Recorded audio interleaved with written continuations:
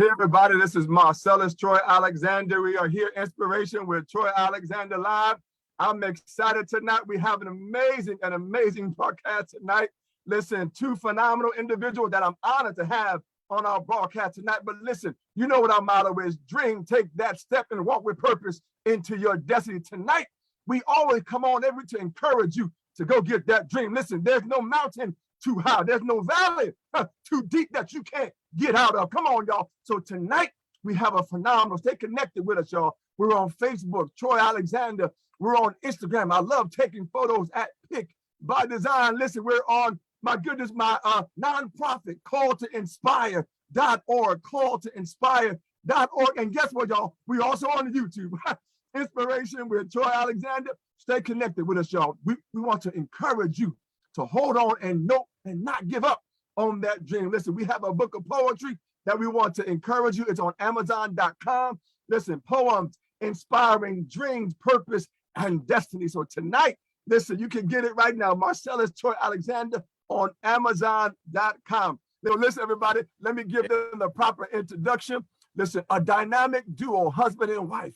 Michael is the owner of Abanyie Films, photography, and videography, whose style is influenced by fine art and fashion photography, creating, my goodness, unique and expressive imagery. Yes, it is. Services include portrait, fashion, events, fashion show, and wedding photography. And listen, y'all, there's Khia. Here she is. Listen, she's the owner of K.NICOLE Collections. My goodness, K.NICOLE Collection seeks to put all women, yes, I said it, especially curvy ones, into quality clothing that could be changeable, as well as timeless. For when you look better, there's confidence that no one can break. Let's welcome Michael and Khia Lyons. Abanyie, how are you tonight? Hey, Brother Troy, how are you? Oh, I'm doing fantastic. Listen, even with the technical difficulties, we still move on, don't we? I'm telling you right now, everything has purpose. So tonight, what is it like to have a relationship where you're married to a phenomenal photographer and videographer, and you're married, Michael, to a phenomenal fashion designer? That's like a perfect match in heaven. What's that like? Tell me, what is that like? Very interesting. Very interesting. There's never a dull moment in our household, we'll say that. No. But to be able to work with somebody within the same industry as you, so they kind of can understand some of the highs and the lows that come along with being in the fashion industry. So it's always great to be able to work with somebody who has an understanding, can pray with you when you're going through certain things, and just have an understanding. That to me is just a big thing for both of us, because I can understand frustration sometimes with models. He can understand my frustration with models. So it's like, okay, I understand. I get it. Wow, powerful. Well, listen, Michael, I gotta ask you, what type of photography inspires you the most? Because listen, you are so good at so many, from weddings to family shoots to holiday shoots but what type of photography inspires you the most? Fashion definitely inspires me. I mean, whatever clothes that my wife makes, what I do is I try to capture it in the way that she made the garment for the particular person or a particular model, the way she made it, the way she flew it, because I get the inside scoop when she's making it.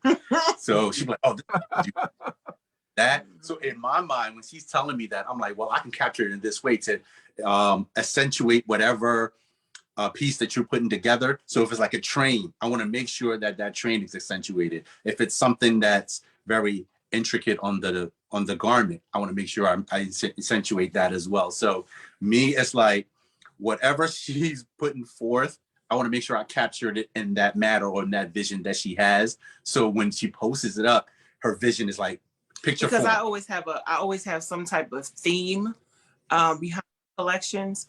So, we'll sit here, we'll brainstorm. A lot of the times I'll come up with a concept, and usually I'll come up with a concept and I look for music first. And then when I find the music that I want, I will listen to that over and over while I'm designing, because it gives me inspiration for different pieces. So once I have a song in mind, it's like that, it has to be that, because that's what's giving me the vision for the like helping me get the vision for the collection. So I'll sit there, like the last collection that we were getting ready to do.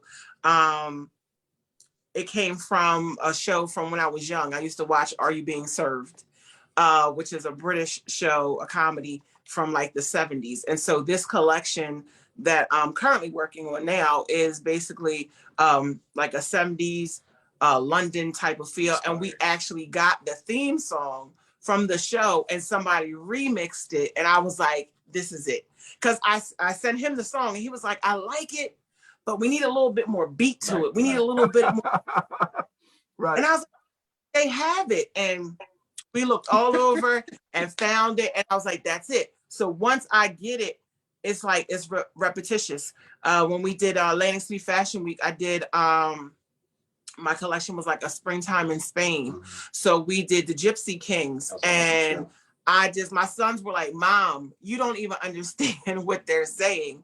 And I said, but it's just the song. It's the beat, the vibe that I get from it. You know how people always say, you know, it's a vibe. It's the vibe that I get from the music that helps me when I'm creating different collections. And the song kind of married into the garment almost. Right. Because when the song was playing and the models were walking, like it's almost like you were in that place. Right. That vibe that the song was or the persona that music was giving was also in the garments, and the models mimic that as well. So it's like you're watching it. I'm a photographer in the photography pit, and I'm taking pictures, and I'm like excited.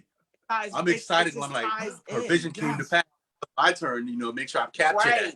So and that's the thing. He does every time. He does every time. And whether it's just myself making a collection or I work with my team, which God has blessed me with. So the thing about my team is they know me. So if I'm not there to like say, okay, I want this, this, and this, they know like, nope, Kia's not going to like that. I think we want to do it this way. Or when we're dressing the models and just I'm not very picky, but certain collections, there's a certain vibe or a certain walk that you have to give up. You were there for the aquarium, right? The aquarium one. Yes. Was basically my vision was it's just like magistrates and priests going to, unfortunately, like a funeral service, but the way that it came off and the music, everybody came and said, oh my God, the way that the collection and the music just set it off. It was right. And so that was the one that was the one where everybody's like, okay, this is it. You got to do New York. You have to do New York after this. So that's just the whole thing that we have is, like I said, that's when you're asking in the beginning, how is it working? It's great to be able to work with somebody who understands your creativity and kind of can put the icing on the cake of it too. Amazing. Now, Khia, you got to explain to me now, are you looking for music, a sound, or does it just hit you in the moment? Like, are you looking for sounds and words, or does it just hit you? Well, you know what? I get a lot of inspiration. I do watch, I don't even know what the name of this channel is. It's an independent channel, and they show you different collections from the high-end designers. So sometimes I'll be watching that. I get inspired. Yesterday, I was watching Cruella for the second time, and I was like, oh my God. And I started writing things down like, okay, I want to do this. I want to change this. So there's just certain things that I see. A lot of stuff too does come from things of my childhood. You know, my cousin taught me how to sew. My Nana, which was my great grandmother, taught me how to sew. And it's so funny when they tried to teach me, because you're young and you want everything fast. I was like, I don't want to do this. We have to cut the pattern out. We have to pin it. I have to trade. I didn't want to do any of that. And it's just so funny now. Now I'm just like, oh my God, you know, I want to sew. So, you know, a lot of it does come from things of my childhood when I think of certain things that people wore all the time. Again, the one for Atlantic City Fashion Week came because my cousin was a Spanish teacher and she went to Spain and she loved the Gypsy Kings and she played their music over and over again. And I was like, I think I would love to do a collection just dedicated to that little part of my childhood, and make a collection out of it. Well, listen, I remember the collection at the Camden Aquarium. And all I can say is regal, royalty, elegance. I mean, I saw pieces that I've never seen in my life. Wow. And I'm like, wow. So listen, I'm going to Michael real quick. Michael, tell me, was photography, was that something that you aspired to do, or like growing up, or did it just evolve? How did you even get into that path of journey? So the church that we're currently going to, when we initially got there, well, actually, let me take it back. Kia's always had like an entrepreneurial spirit. When we initially got together and we got married, I was a latchkey kid. So anytime I went home, my parents were never home because they were working.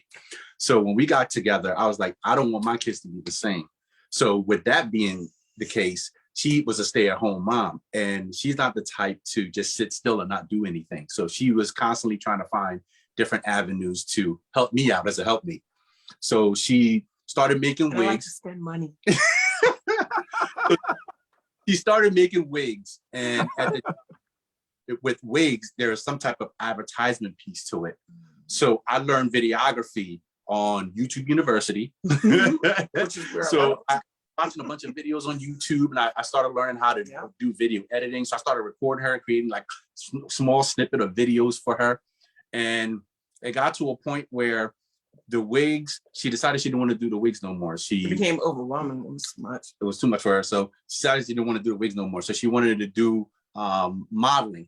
She knew of a model agency in Atlanta that were looking for. So with modeling, you need comp cards, you need pictures taken care of you. And we had some friends that were photographers. So I reached out to a couple of them and they weren't available. So me being the person that I am, you're not going to stop me. If there's a vision that you give me, I take it personal. So I took and I was like, you know what? I'm going to buy a camera, babe, and I'm going to take the pictures for you. And then we're going to go from there. So I bought a camera. I invested. I bought the camera, started taking pictures of her. We sent out the pictures to the modeling agency. And she's the type, if it's not making money, then it's time to move on to the next thing. So she started doing the thing, and she didn't feel like it was making enough income for the household. So she was like, you know what? Well, too, it was hard. It was for New Jersey, there's not really a lot of modeling agencies or modeling gigs. You have to go to New York. Correct. Or Philadelphia. We went to a couple of places in Philadelphia. Thank God we didn't sign up, because we found out, through Angela helping me out, like later on, they were scams. So, with Mike working, I don't drive. So then we would have to go all the way to New York. And, it was just too much. And then I was at the same time making clothes for myself. And then that's how K.NICOLE, like, I was like, what? So, well, you finish yours. And then I don't know. So she started making clothes. So a year into me learning how to use the camera, she's like, I don't want to model no more. I'm like, well, I bought this camera for you, to take pictures of you for this whole thing. So meanwhile, me learning how to use the camera and everything, I started taking pictures of every single thing that I could possibly think of. Once again, I'm watching videos. If I see something, I watch it. All right, let me execute it in real life.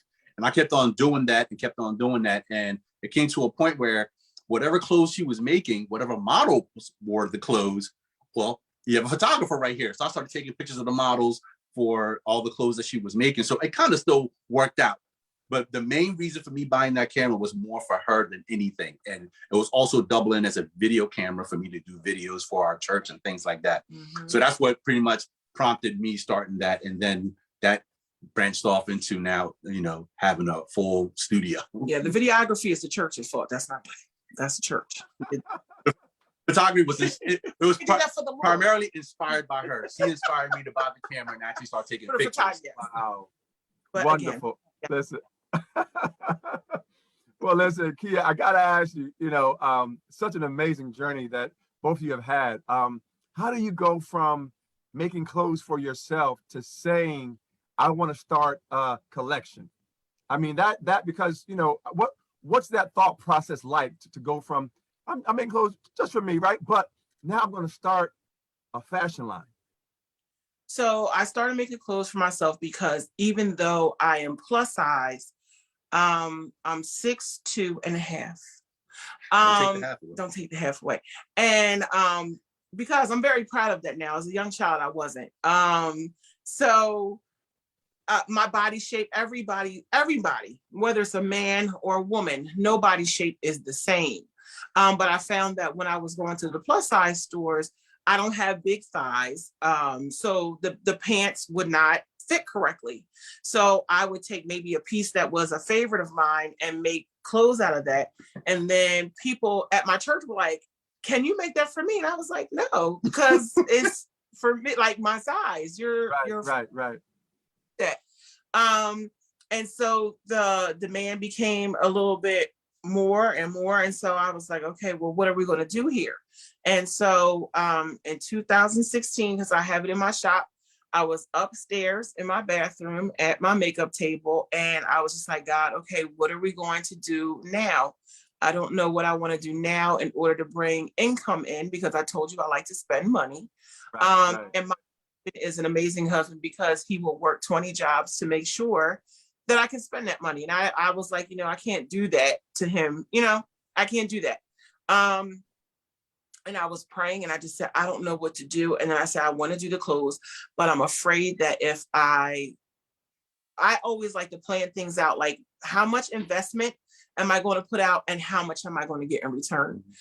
Because I always tell people, you always have the key to starting a business and being successful is you have to spend money to make money. Indeed. So I always like to review that in my head, and that sometimes is what stops me. But this time I said, God, I don't know what if I fail? What if I fail? And Steve Frederick had just came out with a book talking about failure. And God was like, you cannot be afraid to fail. And that's exactly what he said to me when I was saying, what am I going to do? I want to do it, but I'm scared to fail. And he said, you can't be afraid to fail. And so I said, okay. And I started going to YouTube University, and my understudy was Pinterest. And became self-taught, learning how to, because I didn't know how to read a pattern. I didn't know how to read a pattern at all. So I taught myself how to read patterns. I'm still in the process of learning every day when it comes to, doing things with patterns and things of that nature. And then it just started. That's how it started. And then just started making clothes. And then a couple at our church asked me to, I had made her a dress, which was a basic dress, something like what this dress is, just a basic dress.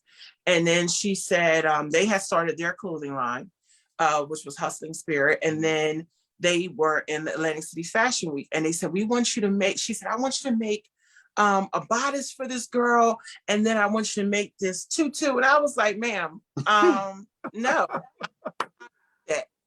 And she said, yes, you do. You can do it. I said, no, I can't. I'm not. And she said, I want you to cut the t-shirt up. And I think it was the Story of Solomon. And I want you to put it on the bodice. And I was like, and she's like, you got to do it. And I did it. And she said, it was amazing. Everybody loved it. And I was like, okay. And I was fine with that. Like, I was getting my little orders from people at the church, and I was fine with that. And believe it or not, I'm an introvert. So I didn't want to really, I was just like, this is enough. And she told me about a fashion show. And I was like, okay. And she said, you got to call Angela and call her up and let her know you want to be part of the show, whatever. And I was freaking out because I was like, I don't know this person. Now this is somebody else I have to talk to. And if you're an introvert, you will understand that's a lot. So when I got off the phone, I was like, you did it. You talked to her, and now you're going to do the show. And prior to that, oh my gosh. Yeah, prior to that, I did do another show.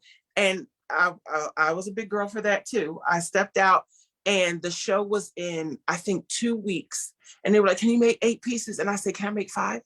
Because I just, like I'm starting out. Right. And this is what I really want to convey to anybody who is out there listening, is that you can't be afraid of failures. You can't be afraid to fail. And then you have to believe that God sent you there.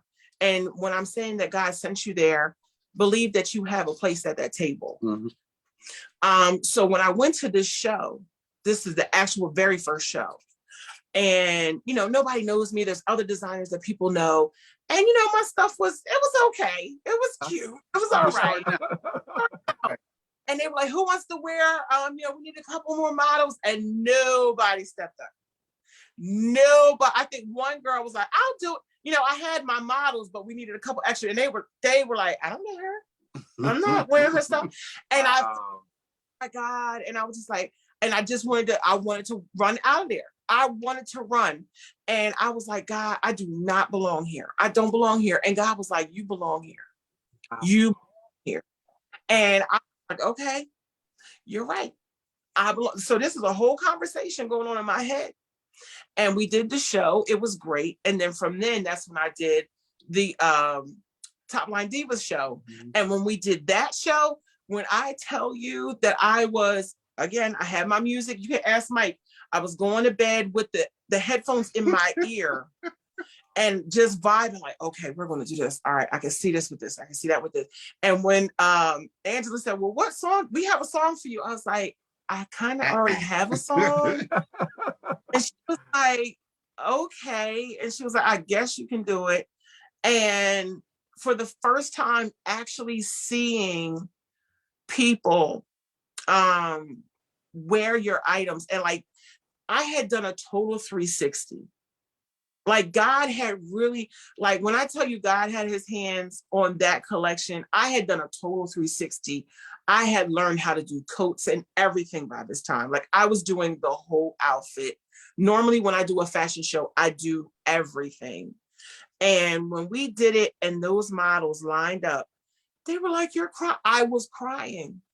Because to actually see what God had given me and the hard work and the tears, because people don't see that. The vision came to fruition. The vision came to fruition, and to see it happen. And from that show, people come up to me and call me and say, okay, we want you to do an 8-page spread on our new magazine that we're launching in New York. And to tell you, like, that was just, it was God. Because and I hate to do all this, but no, listen, we want to know. It's okay. So when a door closes, don't be upset. It's closing for a reason. And you may not understand it at that time. And I'm not going to ask you to understand it, because at that time you can cry, you can get upset. God says you can get upset. It's not. You can get upset and you can talk to God. And the reason why I'm saying that is at my church, they said, hey, what do you want to do? You know, you do that. I do so many things. I really do. I really am. That's why my hand is like this now. I was putting bricks out on the porch and doing all that other stuff. Wow. Yeah, like heels on, and then I could put a drill hammer in my hand. There you go. So they said, well, what do you want to do? And I said, I was thinking I want to style you guys. And they were like, okay. And again, I don't drive. And so I was just like, okay, I'm waiting. My husband was like, all right, that'll be great. That's something you love to do, style people. And And I said, yeah, that's great. And then they went to New York for a photo shoot and took somebody else.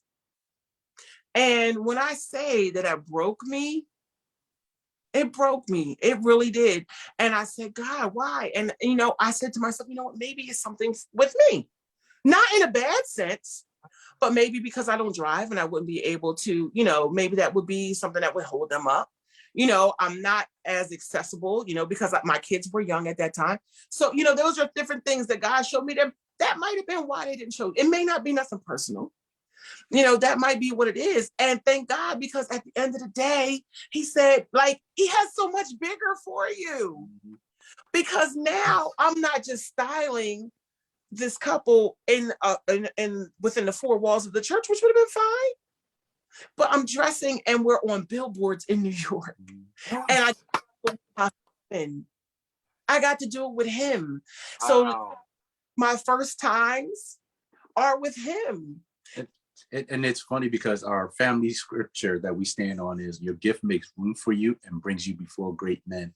So our gifting even though both of us, one thing we have in common is we're self-taught. We taught ourselves exactly how to do and execute whatever industry that we're in. So for photography, videography, I taught myself everything.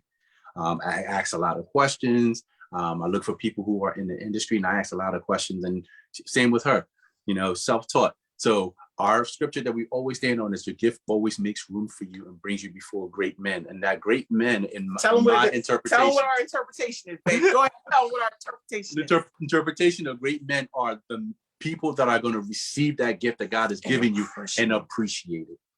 So that's because a lot of the times, a lot of the times what we discussed about that scripture is a lot of the times people feel like the great men are the multi-millionaires or the Oprahs or the Obamas. Right. That doesn't always mean that. It means that he's going to put you in a place where people can receive your gift and appreciate your gift. Because at the end of the day, what is it for? Right. Well, listen, all I can see the Michael and the Khia Lyons Abanyie talk show. I'm telling you, you all, listen, I know y'all busy already, but I'm telling you. I must have told you that, Troy, because he was talking about that a couple of months ago. Like, babe, we should. I said, okay. I'm serious. You all should, and I'm sitting here telling myself, and Michael said it. Listen, I want to say it again. These two extraordinary, gifted, talented individuals, photography, videography, stylist, fashion designer, self-taught. Self-taught. So again, when somebody says, I can't do that, I don't have enough, or I don't know enough, well, go learn. Listen, these are examples right here that you can reach out to and talk to. How did you get self-taught? And so I want to ask you, Michael, because I heard Khia, talk about experiences where she questioned, right? Was this the path for me, right? She went through some experiences where she's talking to God, like why? Like, what? Did you have any similar experiences about, is this the path for me? Or did you always know this is what you were meant to do? So for me, my audience was always her. So as long as I was taking the pictures and she appreciated, like every time even with my clients, as soon as I take something, I bring it to her, like, yo, babe, what do you think of this edit? The babe is good. No. Is it good? Or is it good? It's good. Then I haven't reached the vision that I have for this project. So I always, every single project, I just got done a video for our church for their video intro, for their video announcements. And as soon as I got done, the first person I showed was her. It's like, hey, babe, what do you think of this? And it's not a matter of approval. It's just, she's the closest to me, and I respect her opinion and her thought process, because she's not going to lie to me. If something is terrible, we're brutally honest. She'll tell me, babe, that ain't it. And our kids are like, you're so harsh. But I'm like, babe. She'll tell me. And it's not that we're being harsh. It's just, I want my kids to be prepared, because I want them to understand that everything is not going to go your way. But if it doesn't, then what are you going to do next? You can't just shut down. You can't blame it on somebody else. You have to say, okay, this may not work. So what does work? Right. And so, like, yesterday, when he sent it to me, I said, I like it. I said, but is it your best? I don't think so. Yeah. So that's the type of brutal criticism that I get when I show her stuff, because that makes me work even harder. Like, all right, if this is not my best, all right, let me go back in and see what I can do to make this thing better. And then when I bring it back, you're like, yup, that's it. Yeah. So I've never had to second guess myself, because I really didn't put it out there for people to judge. I just put it out there with the expectation that as long as she says, baby, it's cool, do it. And that's how I feel about clothes, or when I'm styling and doing all that other stuff. And we bounce ideas off each other. So even with her, if she makes something, I'm like, that's all right. She'll be like, all right. My oldest son, I'm like, I know it's good. I don't care, because he's harsh. He's woo. So sadly, I never had to go through that. I'm the type where I'll work to perfect something. So if somebody who's in the industry be like, oh, that's okay, or that's not up to par or whatever, well, that's my interpretation of what I took. It might not be up to your standard because you didn't take the picture. So, and it took a while to get there. It's not like you just pick up a camera and be like, oh, I'm not going to listen to anybody. No, of course, I had a mentor that I would, show certain things to, and they will give me advice on tweaking. They wouldn't necessarily say, hey, that's trash or this is terrible. They will say, okay, next time try this. And then I'll implement that. So that's how I consistently got better and better, is taking advice, being open for criticism, and not getting offended by that criticism to the point that it made me stop doing what I was interested in. I kept on doing, hey, I'm getting better and better and better to the point where I was like, okay, all right, yeah, we're getting there. Right. So that's pretty much how I got where I'm at now. Listen, I'm still in awe that Abanyie Films, Videography, K.NICOLE Collection, no formal training, no schooling, like no going to a fashion institute, no going to, the photography. And listen, and I'm telling you, Khia, I'm telling you, when I saw your collection at the aquarium, I was like, listen, you need to be in Paris. You need to be all over the world. You need to, and I'm telling you, and of course, Michael capturing it is just phenomenal, right? But I'm still in awe, and I love your journey, because I want people to hear. Listen. They started without knowing how to, but going online, right? Talking to people, and now you have your own collection. And not only that, everybody, they have, I don't know what you call it, a boutique, a studio, a complex. They got listen, tell us about your space, because it's beautiful. I don't know if you call it here, if it's a boutique or a shop or a store. I'm not sure what you're calling it. I call it. Sometimes I say I'm at the shop. Well, listen, tell us how that came about, because everybody, they have a place, a single point where you can get your pictures done, you can get your clothing, your styling done, you can get everything and more. But how did that come about?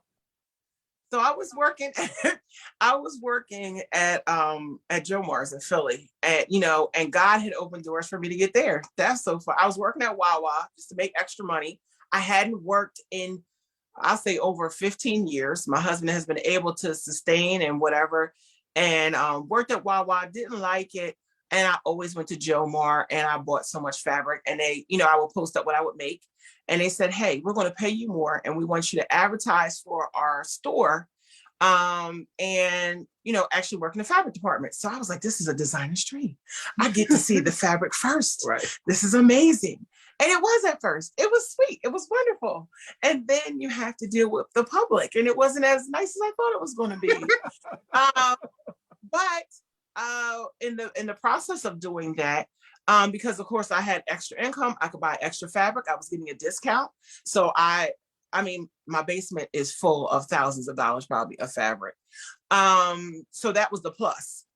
But one day, so my mom is in the building as well with us. Mm-hmm. So she had a massage therapy studio or shop. Mm-hmm. And she was leaving there because there was problems as far as the location and everything. And the doctor, who actually has been my doctor since I've been 12 years old, who is, let's say, 3 blocks down from where I grew up, because the story just all ties into each other. And he said, hey, I got this space upstairs. You guys want to check it out? So my mom was like, just come with me to see if the place is going to look nice. So I said, okay, no problem. I didn't even know the place was above this doctor's office, okay? I go upstairs, and we're like, oh my God, it is beautiful. So my mom's like, this space is so huge, whatever. And then there's a loft area, and it was small. And I just was like, this would actually be nice to be I said, so Mom, what if I paid you some money to have the loft upstairs? She was like, well, that'll be great, because that'll help me out. Mm-hmm. I call Mike. I'm like, Mike, we are getting ready to get this store, blah, blah, blah, blah. He's like, no. It gets better. He is like, no. And I'm like, babe, I'm trying to tell you, this place is beautiful. I really feel like God wants us to be there, whatever. And he was like, I'm not feeling it. We're not doing it. And I went to work, and one of my lead seamstress was there, because we worked together. That's how I actually met my lead seamstress. And I was like, Tab, this is going to be great. Like this, da, da, da, da. And I was like, but Mike doesn't want it. And she was like, well, you know, what are you going to do? And I was like, I don't know. And then I was like, you know what? I was talking to myself. I said, you know what? I'm still going to do it, whether he come on board or not, Lord. And I hate to be disobedient, Lord, and, you know, because he's my husband, but I feel like this is great. So he was like, well, send the pictures. I sent the pictures. He was like, oh, you ain't say it look like this. He was like, babe, I could do photography. Troy, so let me tell my part of this story. So they sent me the video. They told me they were going to check out the place. And I was like, listen, we don't need to incur any more debt. Right. We wanted to be debt free. We have plans to be debt free. So she sends me this video, and the video is playing, and she's showing me like all the ambient light that's coming through and everything. And they were just thinking about them, her and her mom. Right. And I'm like, I do know I can also use the space as well. Right. So that sold me. And that was just on a video. And then I actually walked into the studio and saw how many windows were in the studio and how much light was coming in there. I said, oh, this is a photographer's dream. So I had no choice but to hop on board. Yep. And we took it. And then he was like, you know what? I got photographer friends that I think would love to join on board. And then John has been with us from the very beginning. Mm-hmm. And is still with us. And then we had a couple of other people. And then when COVID hit, you know, they couldn't do it anymore, which we understood. And right now we're looking to bring on someone else. Hopefully she'll join, and that'll be great because it'll be our first female photographer at the studio. So if you're looking for a place, you can always come to our studio. But it was just hilarious, Troy, that it was initially just going to be them two. It's going to be massage parlor and the shop, the boutique. And then as soon as I saw it, I'm like, this is a no-brainer. But the fact and then when he sent it to the photographers, that's the same thing they said. It's a no-brainer, Mike. Come on board. Yeah, so once again, you know, God knows exactly what he's doing. So he first, and then I happen to come after them. I'm telling you, this is sound like a movie. Your journey, it sounds like a God-given movie. I mean, I'm sitting there like, what? You're a doctor when you was a child? Mm-hmm. And say, I'm sorry, I got a room, not but an upper room. Right. I got an upper room. Listen, I'm telling you, when we did the grand opening, you know, because it is Camden, New Jersey, you know, Camden gets a bad rep. But the one thing that I said, you know, when we did the grand opening was, there's a lot of diamonds in this rough. Absolutely. There's a lot that I've gone to school with who are very successful. And there's a lot of people. My girlfriend is right down the street. You know, she just opened up hair salon, natural hair salon store. And there's just so many different businesses opening, Black-owned businesses that are opening in Camden. And I just want people to understand that, you know, there is bad everywhere. You know, you can go anywhere. When we lived in Mount Laurel, I think it was like 2 murders. And I was like, what is going on? We're supposed to be in a better. So like my stepdad always said, it doesn't matter where you're at. There's always going to be some type of violence. But where we are, there's always police there, police presence there. We haven't had any problems. I thought once we put cameras all around as well. We have cameras, and I thought we were going to maybe have a problem once we put the sign up. We were like, oh, I hope nobody does any graffiti. Nobody has bothered our sign or anything. We haven't had any problems. Mm-hmm. Well, listen, we're gonna wait to the so I'm not gonna wait to the end since you brought up. Give us the address and where can people find the studio and the boutique. 2961 Yorkshire Square, Camden, New Jersey. Yep. I'm telling you, you have to go, everybody. You gotta. I'm gonna get that, but you gotta get there. I'm telling you, you won't be disappointed. You will not. I'm so proud of you both. I'm so proud. Thank you. Of all that you've become and who you're still becoming. It's so amazing, and I applaud you both. I'm so proud of you both. Thank you. I'm excited to see what's next. We are too. I'm excited to see what's next. That's some big things coming up. Well, listen, Khia, I want to ask you, like, are you looking like do you desire to have a standalone like place, or do you desire to be in a mall, or like is that next for you, or that's not there yet? You know what? I don't think right. I don't think so. I don't. I love the way it is now. Because we do lives now. So with the lives, I like that because I'm doing more factory made clothing. So it's kind of like a styling situation, and then we do have our custom clothing. Unfortunately, for some people during 2020, it was really bad. 2020 was amazing for both of our businesses, and it really put me on the map with people. I want to say as far as like as a photographer or somebody who's an artist out there, you'll understand. Somebody who's a designer, you'll understand. It's hard to get people to appreciate and to financially contribute into your business or support your business. So once we did that and I started getting somewhat of a fan base outside of my circle, you know, it really took off. So that's why I'm actually doing a private fashion show. So it's for the people who we know are actually going to be able to buy, who are really interested. I took it actually from watching the movie Halston, where they actually used to do that. A lot of high-end designers would do private fashion shows for their buyers. And they would just hold it for, it would probably be about 10 people in the crowd. But those were people who you knew were actually going to invest in your fashions. I love doing fashion shows, but you know, I've come to learn from doing them a lot that is basically, it's really advertisement, and it's not a bad thing. But I will tell you, out of all the fashion shows that I've done, and I've done about 6, I think that I've sold about maybe like off of the runway, maybe 3 pieces. 3 pieces. And I'm talking about 6 fashion shows, full collections of 12 or more pieces. You know, so that is it was somewhat of a struggle. So you know, you think like, hey, maybe is this it? Is it not the thing to do? But then God showed me how to rebrand it, and we started doing lives and adding factory. You know, I didn't want to do that, but I was like, you know what, this is a way for me to do styling. So a lot of women come on and may say, hey, you know, I don't know how we're going to match this up, and we'll do that. So, you know, it's just a way, it's just another avenue for us to be able to, you know, do what we love. So, indeed. So I Michael, do appointments. People come in, set an appointment, come do pickup. We have rides, our whole team. We do alterations. We do all of that. Awesome. Well, listen, I'm telling you right now, I'm going to be, again, just applauding you, advertising you. And as your husband knows, Mike already knows, I send people to him all the time. I'm like, listen, contact Michael. Listen, he got what you need. I'm telling you right now, you won't be disappointed.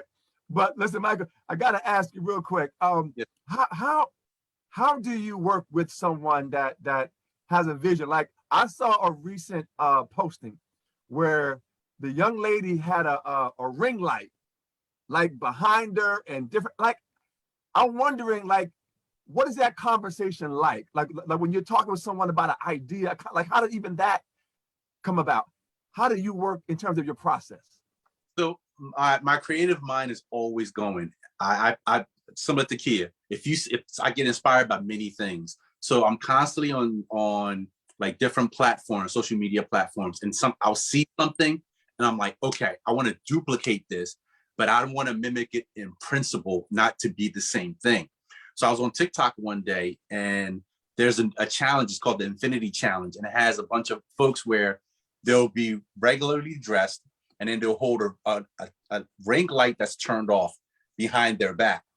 And then it'll transition into the light being on, and it'll be a different garment. So I saw that and I was like, how can I make that me?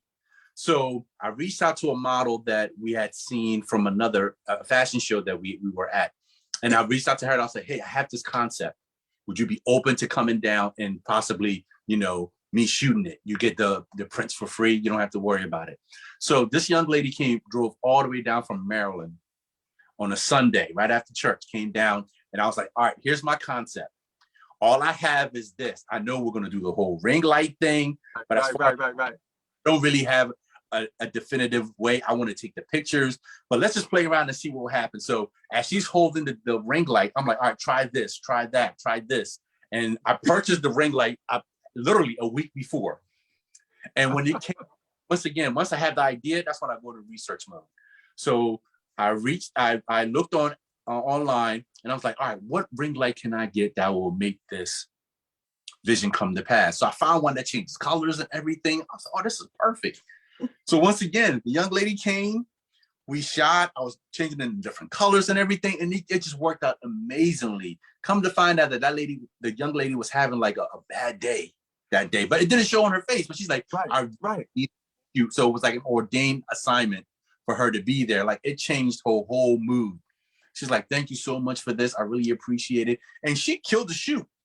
I mean, it was like, he does that all the time. It was like effortless. Like, I love models that you can give a vision to, and then they add their own little piece to it. So we're like kind of like working together, like just like Khia was saying, like with the music, it's a vibe. Like we just vibe together. And me and her was just going back and forth. I'm like, all right, try this. And then she tried and tried different poses. I was like, oh my gosh, I'm loving this.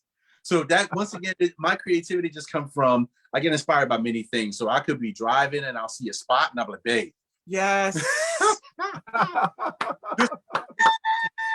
Wow.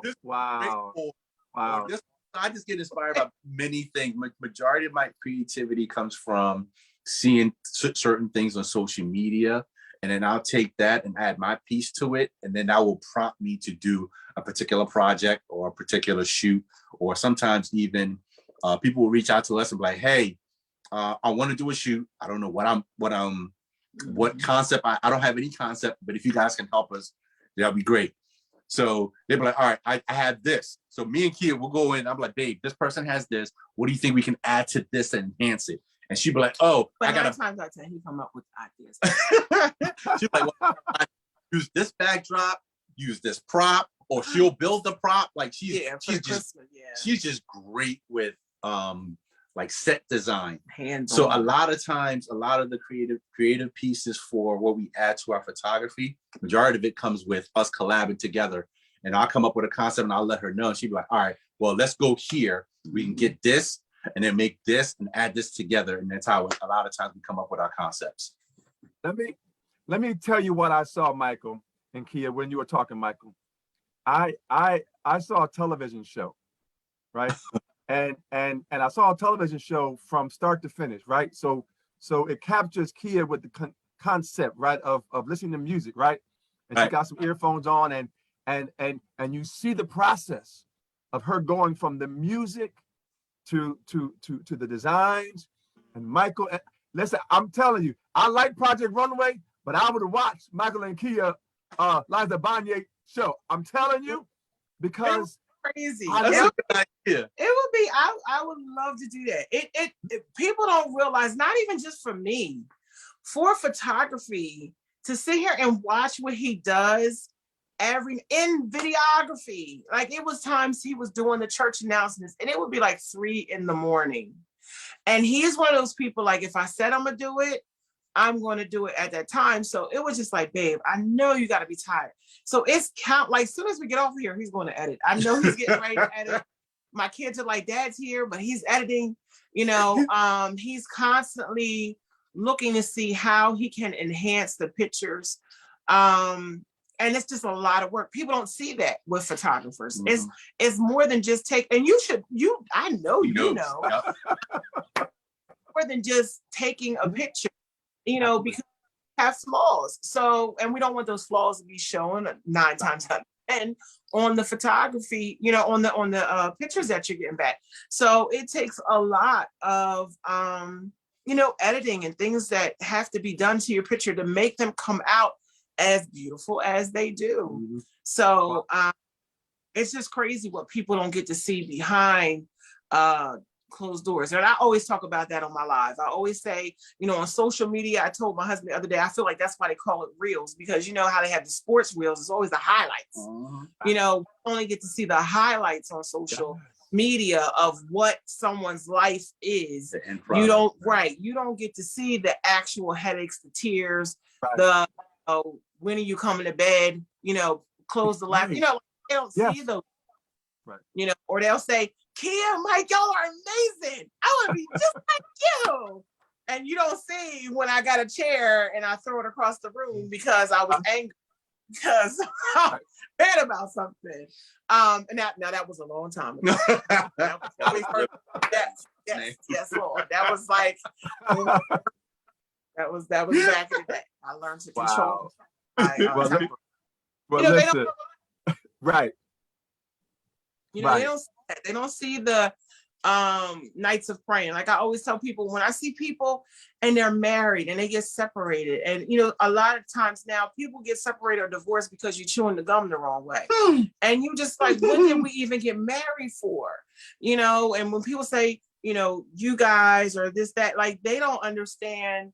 Like my husband's from Ghana. So like, and then I had my son already when I had met him, my firstborn. So it was with his culture, it was just like, no, that's like, we don't do that. And I didn't go to college. So, they're big on education. So it was just like, who is she? Is she going to be here for the long haul? Whatever.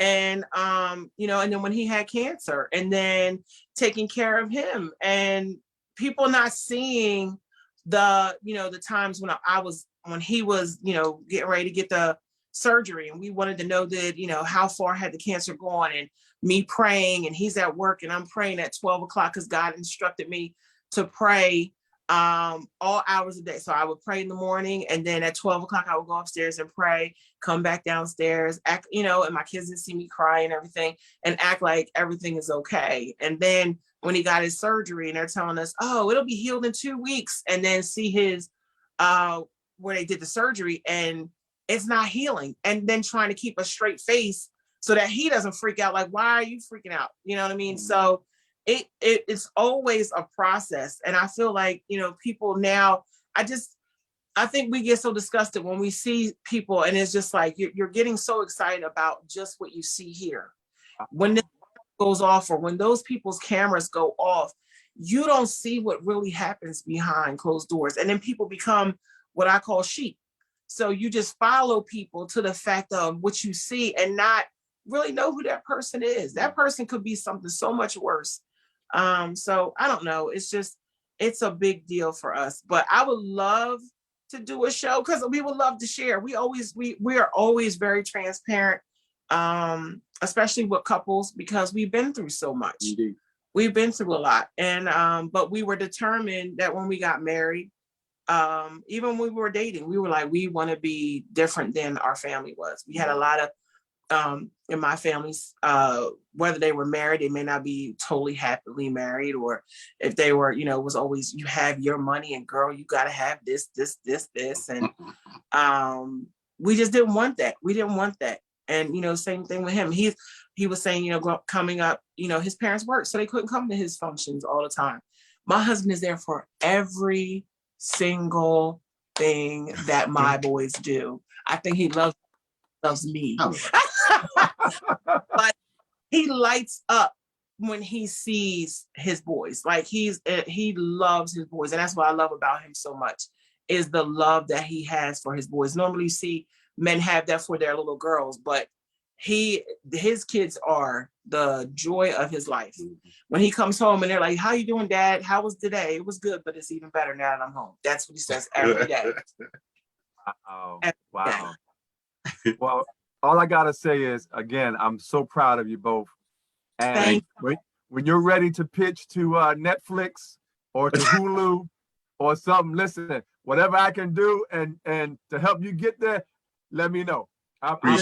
Listen, I'm because I see it, Wow. and I see it as clear as you were talking, Mike. I saw it. Like I can see myself watching you, Khia, like just putting and then seeing the final product. Listen, I'm telling you, we're gonna do one for true. Listen, your apparel, your aesthetic is so amazing. And so I want to just ask real quick, because it's everything that you want people to see initially comes from the name, right? So I wanted to ask you about branding. Why was it important to be Abanyie Films? Or why was it important to be K.NICOLE Collections, right? Because some people use a different, brand name, or use like a pseudo name. Why did you feel it was important to have your name as the brand?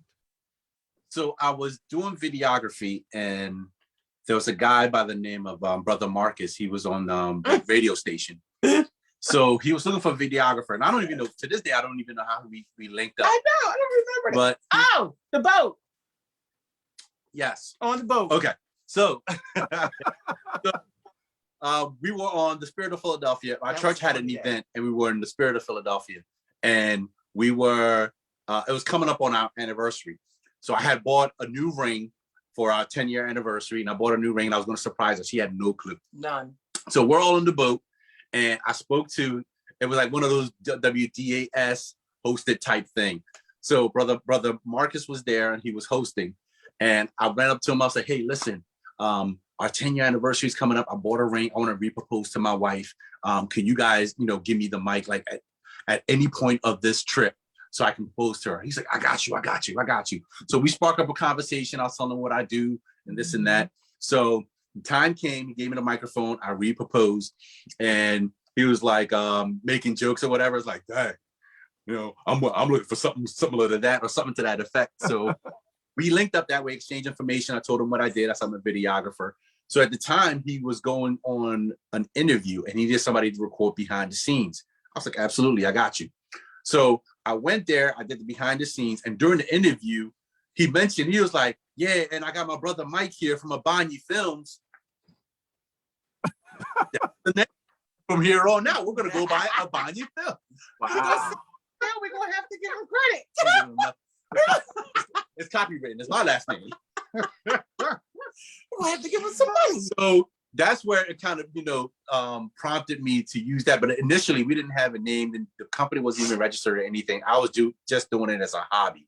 And then after I saw that there was an interest. All about that. I saw that there was an interest.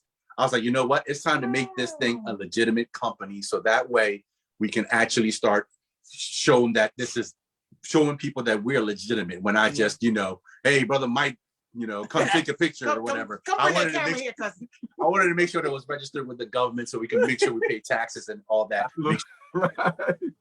Right. Awesome. Name was prompted by him, but it's nothing more than my last name. And films has, like, photography used to have film in it. Video has film, so it kind of encompasses everything dealing with the film industry, or even cameras, photography, and video. It's kind of like a synergy between the two. And K.NICOLE was my initial and my middle name. That was it. That was it. Very simple. Wow. Well, listen, I'm telling you. I came up with the logo, and I told my brother-in-law my vision, and he Masterpiece Design, and he did our logos for us. We gave him the vision, and he just made it happen. But I came up with the lady with the red glasses and the bun, because I used to have long hair, and I would wear it in a bun all the time when I was sewing. So that was my logo. The red glasses were an homage to my Nana, because she said red goes with everything, which it doesn't, but she always would say red goes with everything. Well, a shout out to Nana. Shout out to Nana. Well, listen, I gotta ask you, you were talking about your sons earlier, and how many children do you have? Yeah, 4 boys. 4 boys. And so for those who want to take that step, right? Start that business, follow their dreams.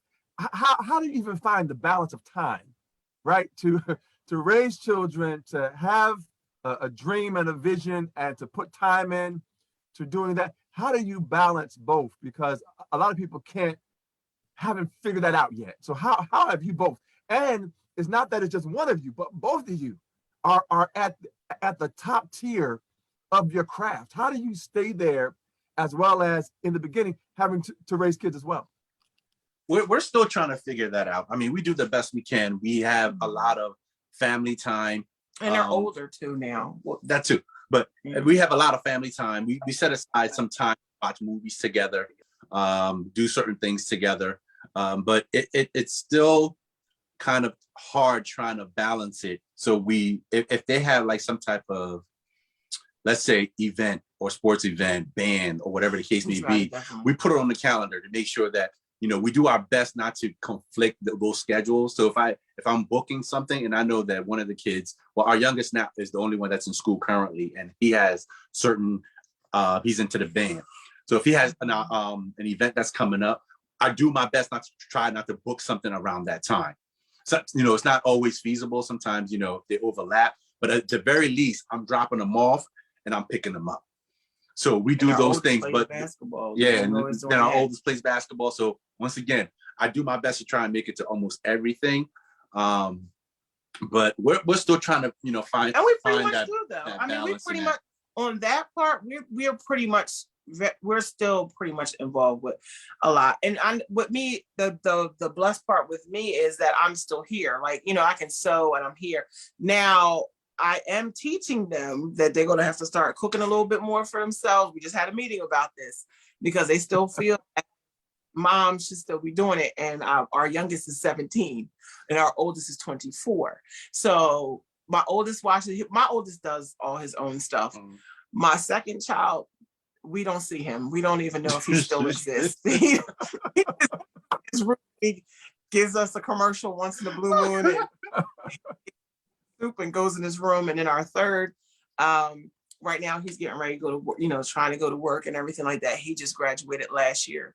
And then our youngest is in high school. And right now his thing is he's trying to, figure what college he wants to go to. And I'm trying to lessen the pressure. Both of our youngest have always been on the honor roll. And our youngest he has a 3.85 GPA right now. I'm trying to get it higher. And I just don't, I want him to do it, but we're trying not to. I don't want to pressure him. I never want to pressure any of our children to do anything that they don't want to do, because we've been down that road. I mean, I think a lot of people have been down that road where you've had the pressure of expectations of your parents. And then you're just like, this is not where I want to be. Now, will I put pressure that you have to do something? If the Bible says, you want to eat, you got to work, so you have to do something. But we try to show them different ways that, what is your passion? And we try to encourage them and try to show them different routes that they have to go down in order to, achieve that. Indeed. But we have a lot of game nights. Movie night is big here. Huge. So my oldest son, when COVID first happened, he turned we have a sectional, and you guys can't see, but we have a sectional, we have these two chairs, and we just got the surround sound, and he calls it the Lyons Den movie theater, which is my maiden name. And he had the vacuum cleaner and the cord go across. So that was your entry. You had to give a ticket. He made up tickets and everything. The movie theater, they went to the store. We had a whole stand and everything. So now that is like and then here's the kicker. He put on the TV, he went on YouTube. Do you know that you can put the AMC when it says turn off your cell phones and no talking? It is. Played that. We had trailers and then he played trailers. What? He played trailers from YouTube. It was a whole movie theater experience. A whole movie theater experience. He played trailers from YouTube all the way up to the point where please buckle, please put your phone on silent. Yes. Make sure that you don't talk during the movie. It's just yeah. So I was like, are we really doing this? I'm like, listen, you gotta support the brother. This is his vision. Support the brother. Kids still want to hang with us. Let's put it that way. Because most families, the kids are out there. They could care less about their parents. We try to get them to go out. They don't go anywhere. I think it stems from when we were dating. We didn't have a lot of babysitters to watch them. So we spent a lot of time together. And I think that's what fostered our kids to this day, I don't think they've gotten into any trouble that I could say, oh my God, I hope nobody finds out. It has never been that case. They're very polite kids. When we gentle giants. When we go out anywhere, one of the honor of being a father to see is to raising your kid and seeing them execute what you've taught them. So I'll give you an example. We were in a Walmart one time, and this lady was in a wheelchair, and she was struggling putting some stuff on the conveyor belt. Without missing a beat, we were all together, without missing a beat, they immediately, all of them just jumped in and started putting the stuff, helping her out. I was I was in awe, you can't even teach that. It's something that that's innate in them, that they felt compassion to actually do that. And that's why I tell people, you don't always have to beat people over the head with the Bible. You know, the Bible says you will know them by their fruit. And I think that the emphasis is on that, is that look at how people treat people. Some people are saved and you wouldn't even know it because of the way that they treat people. And my son, like, it's so many times that I just sit here and I cry because, like I said, I was a single mom when I met Mike, and we got married when my oldest was 4. And for him to, you know, and then we went to church and everything, you know, after we were married, we continued to go to church. And just to see him be an example on his Instagram. And, you know, people call me and say, you know, your son doesn't know it, but he really is just an inspiration to me. He inspires me by what he puts on his Instagram. And I mean, and it's funny because his other brothers make fun of him, like, I can't believe you ain't out here with all these girls because you 6'6", you play basketball, you just started a team, da, da, da. But he's like, I don't want that. And if you talk to any of our boys, that is what is a testament to me, because I'm gonna tell you, by the time I was my son's age, my oldest son's age, I had him, and then I had my second son by the time we were getting ready to get married. My second son. So for none of them to have any children, for them to say, you know, I don't need to be in the street, for them, you know, still want to hang with us and give us a great grade on parenting. One day we asked them to give us we do check-ins. We do check-ins. Yeah, we do check-ins. So Wow. Your kids are. It's not just that we're pouring into them, but we also want to make sure that they're receiving from us, because you can beat somebody in the head with the word all you want, but if they're not receiving it, you know, it's on stony ground. So we do a check-in every now and then, like, hey, how do you guys feel that we're doing as parents? And one of the most rewarding thing they said to us was, you guys are doing great. I know some friends of ours that their parents are not as involved as we are. We got an A. All this we are. It's like there's some of their kids that still, they don't have, like, there's a single parent in the house, and with a single parent situation, you know, mom has to work, so they're home by themselves, so they're left to their own devices. And my husband has always been the father. Like, all my sons, especially my older son, because he plays basketball, my husband has been the father, and I've been the mother because I'm always checking in on him. We have been those parents, you know, like when we were young, I always remember, like, I had cousins, like play cousins, and their mom, if I did something, like, she's going to tell my mom, like, she was my mom while I was going. And I think a lot of people like, don't tell me how to raise my kids or whatever. But sometimes you might need somebody to say, hey, sweetheart. You know what I mean? And you have to be receptive of that. So we were at the graduation. On graduation for their, like, some of the kids' parents couldn't come. We were screaming like they were our kids. I had no voice, because I was like, that's my baby right there. He's graduating. Yes. And my son's like, Mom, you're so embarrassing. No, I'm not, because guess what? I guarantee you he felt special because of the fact that somebody was there to cheer him on for this accomplishment. Whether you think it's something small or not, somebody's here to let him know you did a good job. Indeed. You did a good job. And so now when they be like, hey, Mom, hey, Dad, how you doing? Kids on the block. My husband used to play football with them and everything. I'm the one hollering at him. Pick up the trash, stop cussing, get over there. So, but he was always the one out there, and they'll tell you, like, we had one boy, one year we had a basketball hoop, and, you know, we would let them play. And then, you know, I had to tell them at certain times, because at that time my youngest was a baby. So, you know, bouncing the ball. And I'm like, listen, you know, my baby's taking a nap. Y'all come back later, you know. But we had one young man, because we were so involved with them and talk with them, he would go to his parents' house in Camden for the school year. And then in the summer, his grandma lived over here in Pennsylvania. Okay. One day, somebody's knocking on the door, and we're like, who is this?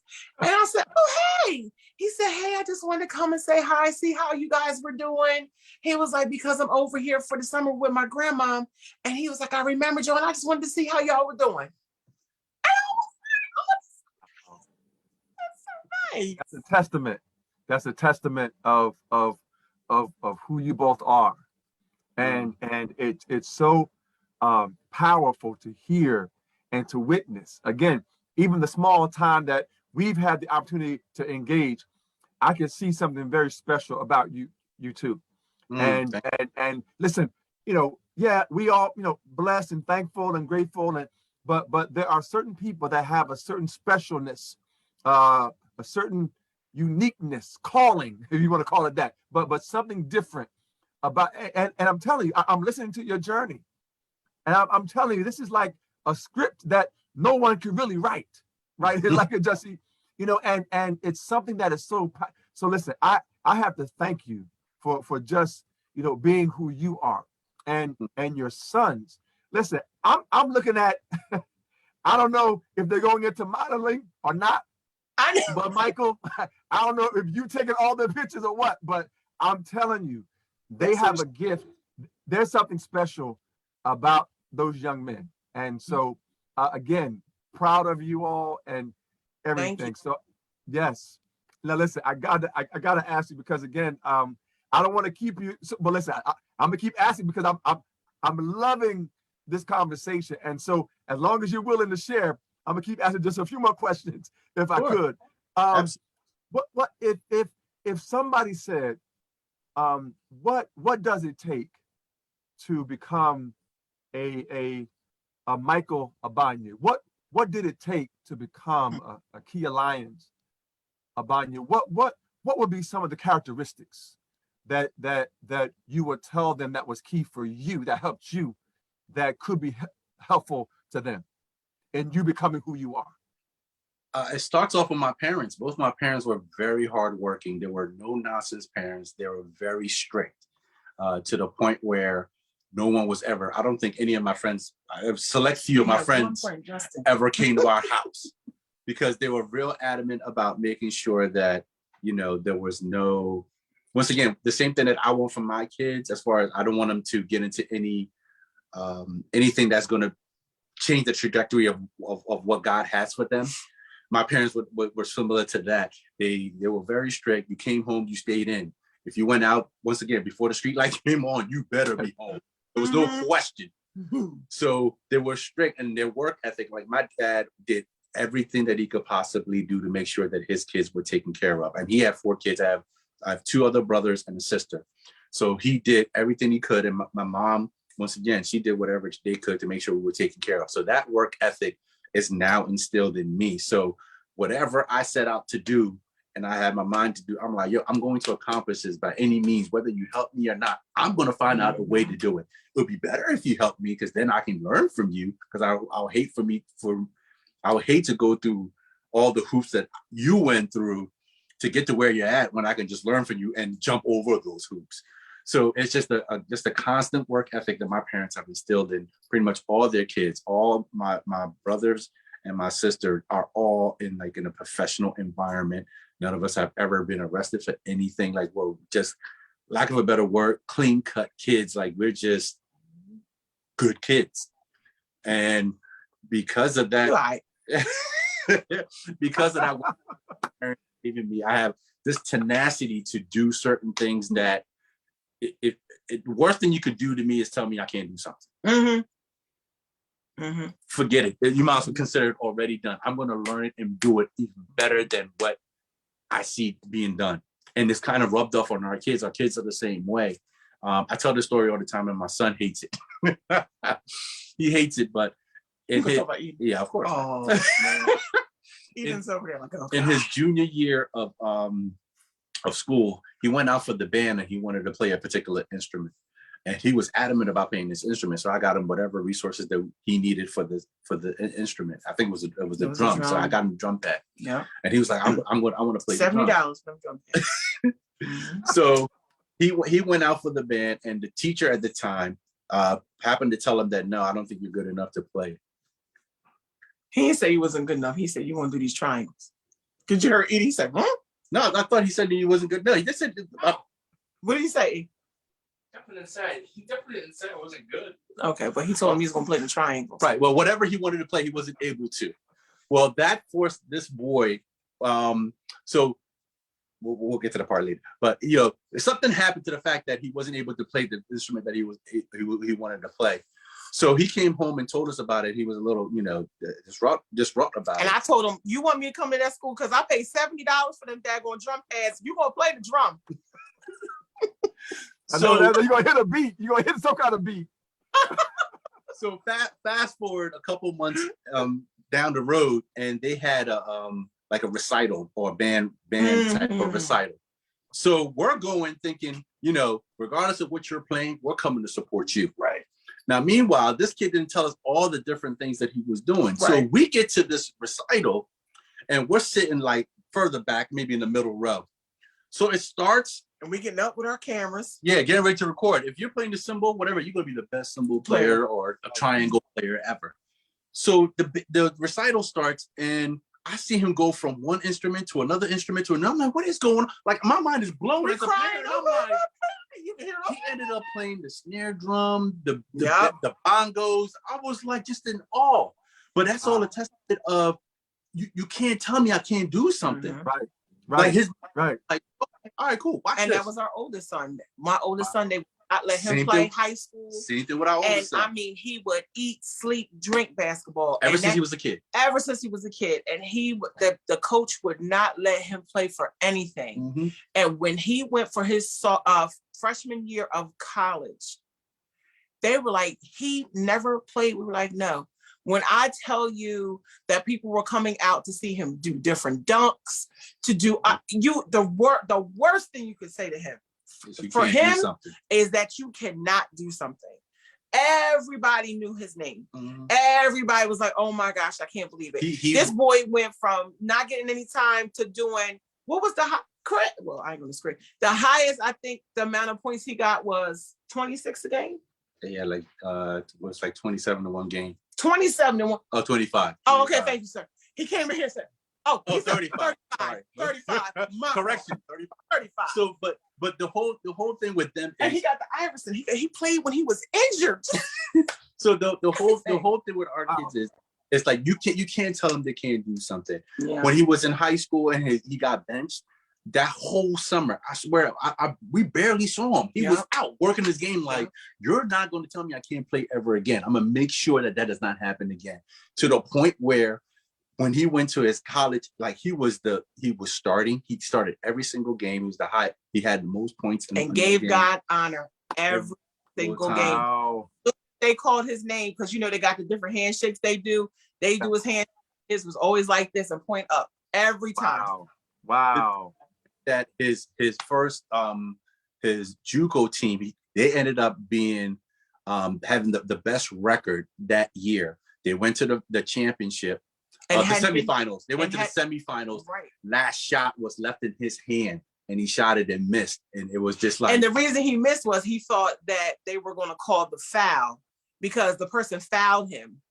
So he was like, I thought, they were going to call the foul. And it was funny because they were down 10. Mm-hmm.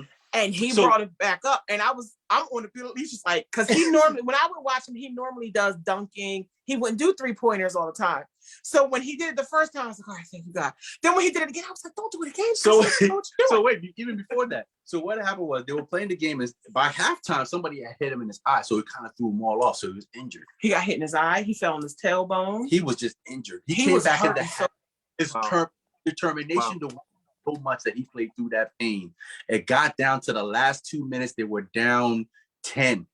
He ended up hitting three 3-pointers in a row to bring him within 9. And then at the very end of the game, the ball was in his hand. And the shooting and just, he got fouled and missed and ended the game. But it hurt so much. But at the same time, it was so exciting to see because watching him play, I was like a fan. I wasn't even a dad.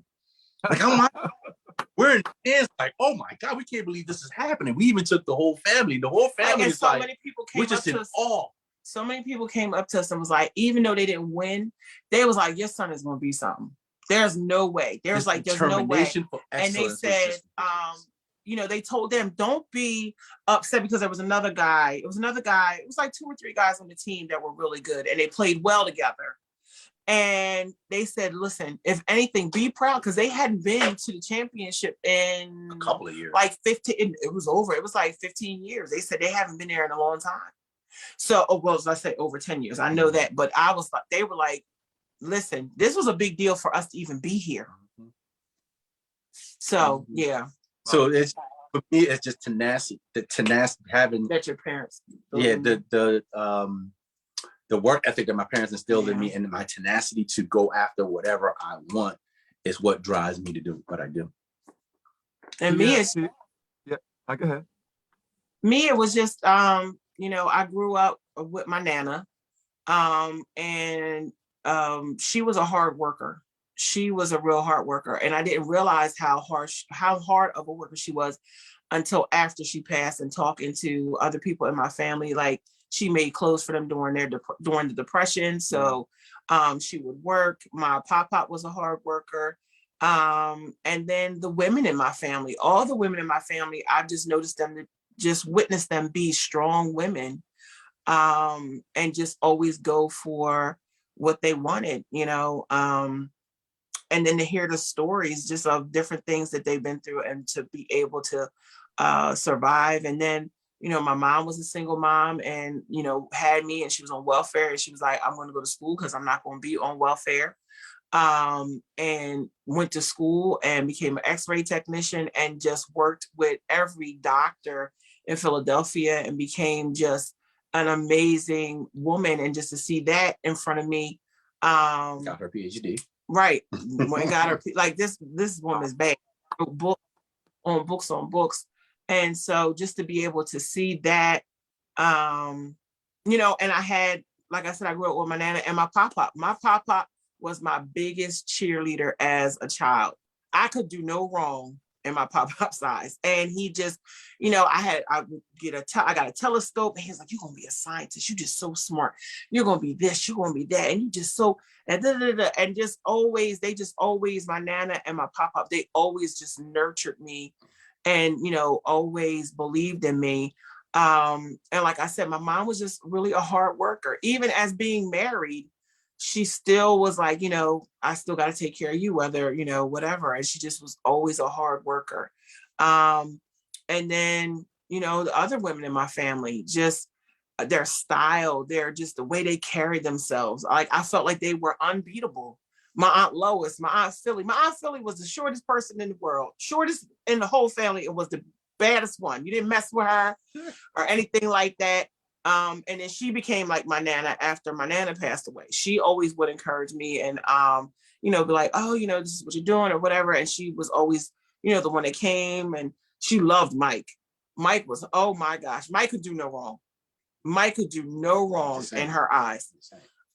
So just growing up and seeing that, and them, you know, just being like, I can't be defeated. You know, they weren't defeated. And my stepdad played a big part in my life too, because he always taught me the street smarts.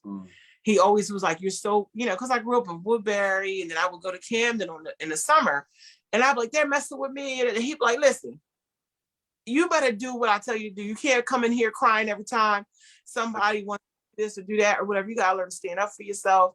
And, you know, he was always trying to teach me lessons, and always saying, I'm trying to keep you from behind the 8 ball. I don't know if anybody ever heard that saying, but that's the old one. He trying to keep you from behind the 8 ball, you know, and I'm just trying to give you some street smarts, because you book smart, but you need street smarts to be out here. And, you know, so those were all things that were put in me, and that I put into my kids. You know, I always put that into my kids. Always be aware of your surroundings. I always try to teach them, you know, they're always like, Mom, you know, they see me doing stuff like, I told you, I'm out here putting bricks down. I put that stuff up. I'm always building something. They call me Bob Vila. Bobina Vila. And I just tell them, because one thing that my nana was always that person, like, if you're not going to do it, I'm going to do it. I'm going to do it. Somebody has to do it. So I try to instill that in them, you know, like, you got to be able to, sometimes people aren't going to help you. Yeah. And you have to be okay with that. Sometimes, you know, people, right. Some people aren't going to be. One person's not going to stop the show cheering you on, and you have to be okay with that. And I think that's what's wrong with society now. If you see these people, if somebody falls off and stops following them, or somebody's not applauding them, they break up into little pieces, and you just, what is wrong with you, baby? And you just like, because such and such doesn't like me. Right. They don't want to be my friend. Okay. Still a whole person. It's all right. It's okay. Wow. Absolutely. So that's what we do. And we wanted to instill that in our kids. You know, I wanted them to be able to be like, you could talk about my second son. One instance, they were like, you know, because he at this time, and I mean, he's still a virgin. I hate to put that out there like that, but anyway, he was telling people, no, because remember, these kids were making fun of him. He was like a senior.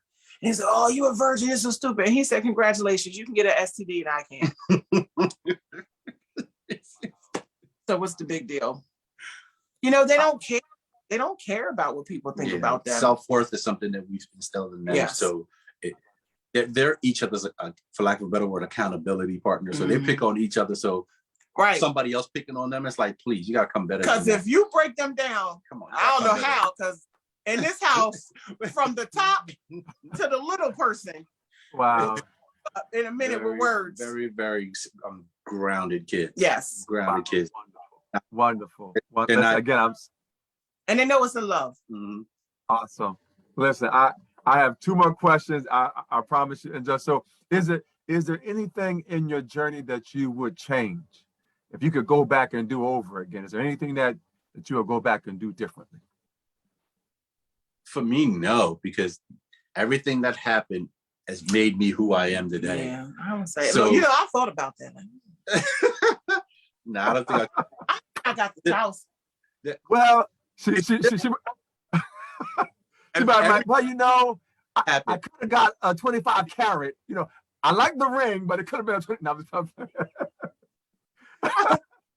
not. No, you know what is that? We were first. This is our first home, and I mean, it's not going to be our last one. But you know, when you're a first home buyer, you know, like, oh, you see everything, like, oh, this is so nice. Oh, it has a whole master bedroom suite and a bathroom to itself and 2 sinks and a jacuzzi tub. Oh, that's beautiful. And then 6 months, the rafter then came down and you got to fix the roof, you know, and that's what happens when you buy a home and, you know, you don't know. And, you know, the jacuzzi tub don't work the way it should. And you're just like, wow, I bought it because of this. And all right. Now we're here. But to answer your question, yeah, I don't Other than that, no. I don't believe I'll change a thing. Everything that happened for things to be the way they are today. And I would not change a thing. Listen, my last question before I get to the final things is if someone said, or if you encountered someone who couldn't see their dream, right? They just had a hard time seeing their dream come to pass. What would you say to them to encourage them to hold on? I saw this video on social media that is the perfect answer for this. They said there was this kid and he was in the woods and it was foggy, real foggy, and he couldn't see his way. So there was a horse that was there and he asked him, he's like, oh, I'm trying to get to the particular destination and I can't get there. He was like, just take one step at a time and you eventually get to where you're going. So that's exactly what I'll say to them. Even if you don't see it, just take one step at a time and continue going. And eventually you'll reach exactly where you need. That's exactly what we did. We didn't know that we didn't see this picture that we have now when we initially started. You could never tell me. The only thing we had was, Khia had an idea of being a model. She didn't know where that was going to go. And I had an idea of buying a camera that I didn't even know how to work it. But guess what? We did it one step at a time. First thing I did was buy the camera. Second thing I did was learn how to use the camera. Now I didn't rush the process. That's a process to everything. You have to take your time and enjoy every step of the way. Enjoy the process. Enjoy every single step of the way, because I appreciate all the mistakes that I made in the beginning, because it made me better today, because now I'm not making those same mistakes anymore. I'm not saying I'm perfect, but at least the mistakes that I started off when I was doing, I'm not doing that anymore. So each step of the way, you're getting better and better and better and better. And be grateful for those mistakes. Be grateful for those pauses. And I say this because, you know, and be grateful. Listen, as an entrepreneur, you get burned sometimes. And, you know, I know that it's upsetting. I know it, you know, it's happened to me. But because of certain things that people have done early on when I came into the industry, I learned from it. So then in the future, when somebody comes to you with that same thing, you know how to address it. So there's certain things, you know, it's just like they say, when the enemy comes with something, he won't come with it until you pass, until you be like, okay, you know what? I seen you coming. I know what's getting ready to happen. And this is what I'm going to do now. Because back in the day, you used to be able to get me because I would just not pay attention to what was going on. So when you have these little breaks and these little setbacks and you have these little things happen, be in the listen, you could be upset. I'm going to tell people that all day long. I'm very transparent. I get upset. But after you get upset, after you dry your tears, don't stay there. And get direction from God and say, okay, God, what way would you have me to go now? You know, what would you have me to do? And so, right. And so that's why I said too, now in the day and age that we live in, my thing that I say on the live all the time is, we're still here. You're still here. Yes. So many people are not here. So this right now, like our pastor was saying, for 2022, you can't take no breaks. We didn't took a break for 2 years. We've been in the house. This has been time that we can sit here, because a lot of people during 2020 and 2021, instead of saying, how can I invest in my business? How can I rebrand? What can I do? What materials can I get? Some of them were like, oh, this is just, oh, well, COVID. These are the times, the quiet times are the times where you have to sit here and reflect and say, what can I do better? What did I do maybe last year that didn't work, that I can maybe say, you know what, okay, let's do it this way and see how that works. So when you're stuck in something, sit there, just take some quiet time and sometimes to reflect and have a conversation with God and say, okay, God, what way would you have me to go? And just listen. And like he said, take one step at a time. You know, they have the reel that comes up on Instagram that says, as an entrepreneur, you may get 10 orders in one day and not get anything for 2 weeks. And I know that. And it's discouraging, because you'd be like, dang, I had some bills to pay. I understand. But at the same time, like this month, I said, you know, it was getting slow. People are paying back their debt for Christmas. I said, you know what? Let me take this time, instead of going to do a live, put makeup on, putting gas in the, spending gas to go over to the shop and do the live or get dressed up here. I'm going to spend this time to reflect and say, you know what? Okay, what can we do this year to help rebrand? And, some different avenues, add some different new products to the shop that, may help us, as this year goes on. So like what Mike says, take one step at a time, but don't let that deter you, because you're saying, well, I don't know. I don't see the vision. There is something within you. Everybody has a purpose. Everybody. Yes. Everybody was put here for a reason, whether it's to be a stay-at-home mom. You could be the best stay-at-home mom in the world, because being a stay-at-home is amazing. Absolutely. And it is a sometimes thankless job. You got to think about it as a stay-at-home mom, or even a mompreneur, a mom or dad, period. You are raising up a gift that God had given you to be in charge of, to help bloom. That's why we're going to have the conference. But that is what, to help you bloom. And this is a little plug. That's why with K.NICOLE, I didn't want to just do clothes or whatever. I wanted to do stuff to impact the community. And I know, as a woman of color, a lot of these things that you get taught in school when we're talking about becoming a woman, is not for us. And so there's a lot of things out here that, as women, and I mean women in general, but I'm saying women of color, because there's a lot of things that we don't get. We're going to have a conference for young girls that I want to do within the community, so that we can have, we're going to have an all Black female panel talking to women and giving young girls information on how to take care of yourselves, how to have a healthy relationship. We're going to have a therapist in the building. We're going to have a domestic violence advocate there. We want to be able to offer this to women so that they can know that there's a safe place that they can go to, that there's somewhere you can go and ask questions. Because, growing up, I'm 44, and I know, and I'm not just saying this bad about my mother, because a lot of the times you can only teach what you've been taught. So my mom didn't have a really sit down, detailed conversation with me and talk about how emotions come with being sexually involved and all of that other thing, all of those other things. And as a Christian woman, I do know that we promote, saving yourself until marriage. I also know that there's women out here who do not do that. And I want them to have information to protect themselves. Absolutely. Or if you say, hey, I have done it and I want to take the godly route, what can I do to forgive myself for what I have done? A lot of people don't address that. And that is a thing, mentally that has bothered a lot of women. There's a lot of things that have happened to them or that they have done, and people have made them feel bad about it. And so that, we're doing it. It's going to be called Bloom. So we'll be doing that. We're hoping to do it for April. Let's pray that we don't have another variant.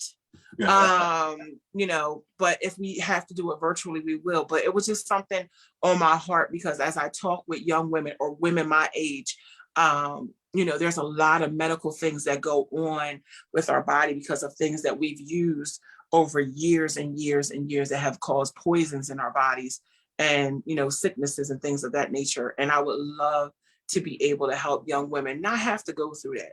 One thing Mike Murdoch said is, why go through it when somebody or what do you say? Read the book, or why go through it when somebody who's been through it can teach you? Sometimes it's better to buy the book and read about it and not go through it, or talk to somebody who's been through it and not have to go through it. Awesome. Now, Khia, where can they find information about Bloom and about your conference? So I was waiting until after we did this fashion show to probably post things probably near the end of February, because I have to solidify all of the women who are going to be on the panel, just to make sure that they're still going to be available at the date that we were looking at. We're looking at a couple of dates, but I will definitely Awesome. give you. Yes, please do, because we want to share it and promote it and get people and get the word out there. Listen, we've talked a lot. I know, Mike, you got to do some edits. I know Khia got to cut some more fabric. But listen, is there any more that you want to share with us? We've talked about a lot of different topics and issues. Listen, I'm telling you, you have inspired so many. You have even saved lives by your journey and your testimony, and it's been powerful. And so is there more you want to share with us? One thing that's on my heart is for the photographers out there, when you start your journey, even videography or business as a whole, when you start your journey, you're going to see other people that are in your same industry, your same niche of work. Be careful not to compare yourself, because whatever gifting that God is giving you is for you. It's for you. You comparing to somebody, they're not going to do it the same way that you do. No. I mean, there's plenty of photographers out there, plenty. But I take pictures because I'm inspired by that particular picture that I'm taking. I don't compare myself to anybody else. And when you first start out, you tend to do that. And I was looking at other pictures like, man, I can't wait till I get here when I'm able to have pictures like this person and this person. And guess what? When you get there, what happens? When you get there, we all strive to be like somebody else, and then you get it, and then you just like it wasn't even that big of a deal. Right. So just be you. Because the world needs you, your creativity, your uniqueness, because the other person you're comparing yourself to, they already exist. They already have that. That's theirs. That's theirs. But you have your unique wonderfully your unique aspect or look on that picture is what the world needs, because not everybody is the same.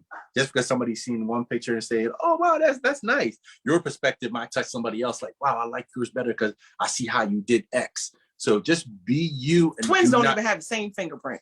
That's true. You think twins don't even have fingerprint? Right. Just whatever uniquely you're unique. You do, don't be moved by what the other person is doing. Just your niche or your you-ness of that gift is needed in the world. It's going to touch somebody. That's what I was going to say. That's how I know. Well, listen, I have to thank you all so much for giving of your time. I'm honored to have you again on our show. We're going to have to definitely bring you back, because I know there's going to be more that you're going to be doing. So listen, any shout outs that you want to give? Do you want to acknowledge anyone that's been a part of your journey thus far? We'll go first. You want me to go? Okay, I want to give a shout out to want to give a shout out to Tabitha. I want to give a shout out to Tiara, Angela, Letitia, Gloria, Monique, and who else is on the team? My mama. I love you, mama. We definitely want to do the mama. And just anybody, all of my K.NICOLE cuties who may be on. I would not be where I'm at right now if it wasn't for all of you guys and your support. Shout out to Art, shout out to Hustle Spirit, shout out to Pastor John and Pastor Ryan For sure. and Victory in Christ Christian Center. Right. But yeah, say, I'm just really grateful. God has really blessed me with some very dedicated people. And Bonita and Eric, I don't want to leave them out. But I want to just say, those people, these are people that have been in my corner. We've had to do crazy photo shoots. We've had to do videos where my MUA, I'm like, look, I need you to do me a solid. I need you to come. We got to do this. And we be out all day. And she's like, I got you. No problem. Tab, when I was getting ready to do QVC and I had to make 5 dresses and I was like, I don't know how I'm going to do this. I've never made this dress. She said, what do you need? And we had just known each other maybe a year. And she said, I got you. And Monique being there for me in the beginning and helping me get people in pieces that we didn't think we were going to get them in. So Sherelle. It's Florida. And yes, Sherelle in Florida, yes, because she has done she does our men's suits. But we haven't had a lot of men. That's why I forgot. I'm sorry, Sherelle. If you're It's coming. It's coming to work. It's coming. But for me, and my hubby and my 4 boys. I definitely. And you truly. Everybody watching. I definitely want to thank you, because if it wasn't for her, this whole journey as a photographer or even / videographer would have never. He tells me that all the time. I think he's just trying to get on my good side. Even happen. I definitely want to a gentleman by the name of Chuck Adams. Chuck has been my photography mentor. He's always been available whenever I had questions on equipment, what to get, how to do certain things. He was in my corner and was always available for any questions that I had. My family, my mom, my dad, my parents, for their work ethic, because just seeing them and how they operated, Dad's still working, is how I, operate as well, and it's instilled in the kids as well. So, who else do we want to thank? The photographers that are. Yes, John Staples, Frank, all the folks that are any way connected to us in this journey, this photography and fashion industry journey. My brother Mark, because he fixed the air conditioner when it broke at the place. And he's been a good support for us as well. Absolutely, my brother Mark. Yep. So yeah, that's about it. Did I say Angela? Yes, you did. Okay, I was about to say, because fight me if she's gonna call me, right? Yeah. Definitely opened the doors out of the magazines that we were. She did. And told me on the industry and who to work with and who not to work with. So she was getting very, very key. Well, absolutely. I want. And thank you. Again, thank you. Listen, I have to give a shout out to Angela Perryman. Listen, if it wasn't for you, Angela, again, this wouldn't be here. So thank you so much for just trusting and believing in me. And again, thank you, Michael, again, for allowing me to be a part of that fashion event at the Camden Aquarium, because again, you didn't have to do that. So I'm appreciative and thank you for that. And it was a blessing because to get to know you and your amazing wife and your family now, it's an amazing, and guess what? It's not over.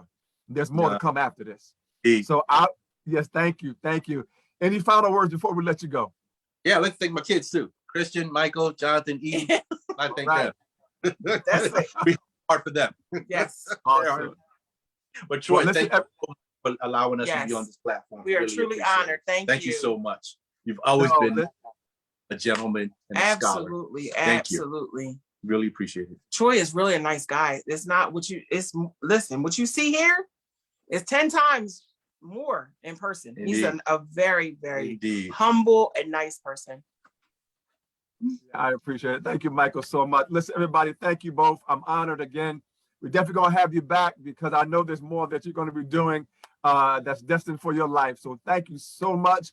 Everybody, thank you again so much for joining us. Inspiration with Troy Alexander Live. We're back here every week, again, to encourage you to dream, take that step and walk with purpose. into your destiny. Thank you so much again, Michael. Thank you, Khia. Listen, before I let you go, again, give us the address. Where can people find you?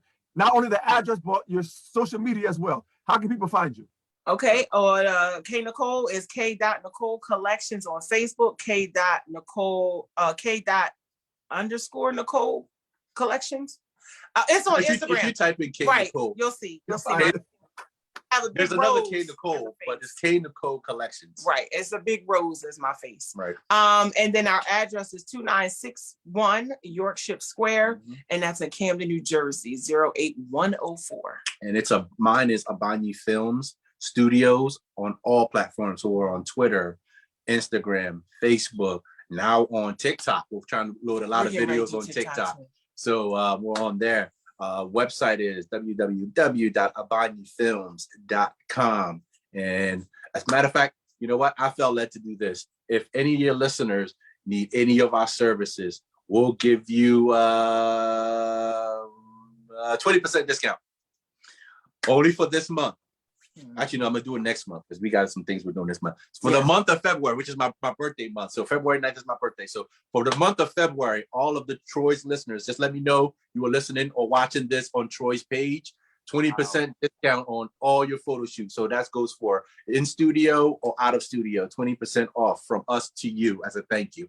All right. Wow. Thank you. Thank you so much. And guess what? That's my birthday month too. Oh, word. Hey. Yes. So listen, thank you so much again, Michael and Khia. I'm so proud of you both. I'm honored to know you. I'm honored to just be in your presence. So thank you so much for who you are. Continue to be the examples to so many people that you may not even know that you are inspiring and encouraging to hold on to their dreams. So thank you again, everybody. Thank you again for joining us. Inspiration with Troy Alexander Live. Continue to hold on to your dream. Go get that dream. I'll see you again. Hey, listen, we're here all the time on Monday night, 7 p.m. Eastern Standard Time. Get ready and go get that dream. Thank you, Michael. Thank you, Khia. Have a great night. Bye. Bye-bye. Bye-bye.